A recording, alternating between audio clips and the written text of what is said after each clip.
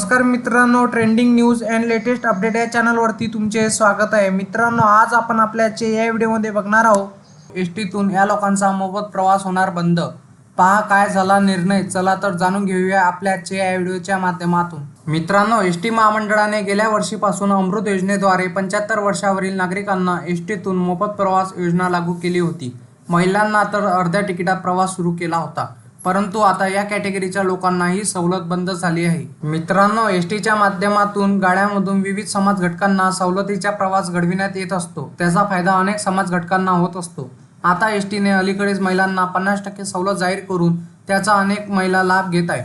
तसेच 75 वर्षावरील ज्येष्ठ नागरिकांना संपूर्णपणे मोफत प्रवासाची सवलत दिली आहे, त्याचा पण अनेक लोक त्याचा लाभ घेत आहे। या सर्व सवलतीची प्रतिपूर्ती राज्य सरकारकडून वेळेत केली तर एसटीला स्वावलंबी बनवायला वेळ लागणार नाही। परंतु आता एसटी महामंडळाने आता एका महत्त्वाच्या घटकांची सवलतीवर बंदी आणली आहे।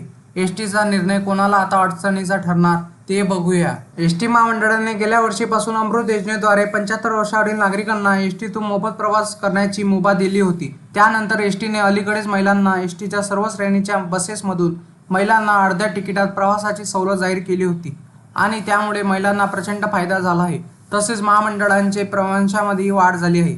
एसटी महामंडळ विविध 29 सामाजिक प्रवासात समाज घटकांना प्रवास सवलत देत असते। याची भरपाई राज्य सरकार स्वतंत्र निधी देऊन करीत असते। आता मात्र हे नवे परिपत्रक काढण्यात आले आहे।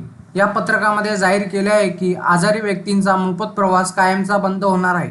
महाराष्ट्र राज्यात महाराष्ट्र राज्य मार्ग परिवहन महामंडळाच्या बस वाहतूक विभागाच्या 2018 सालच्या परिपत्रकानुसार एसटीतून सिंगल सेल HIV बाधित, डायलिसिस व हिमोफिलियाग्रस्त रुग्ण आदींना विनामूल्य प्रवास सवलत देण्यात आली होती। आता या घटकांचा निम-आराम किंवा आराम या बस सेवेतून मोफत प्रवास करता येणार नाही। सिंगल सेल HIV बाधित, डायलिसिस व हिमोफिलियाग्रस्त रुग्णांना एसटीच्या केवळ साध्या बसमधून विनामूल्य प्रवास करता येणार आहे।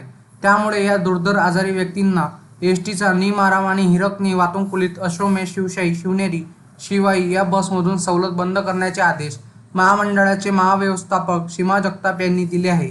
मित्रांनो, या कारणास्तव मोफत प्रवास होणार बंद।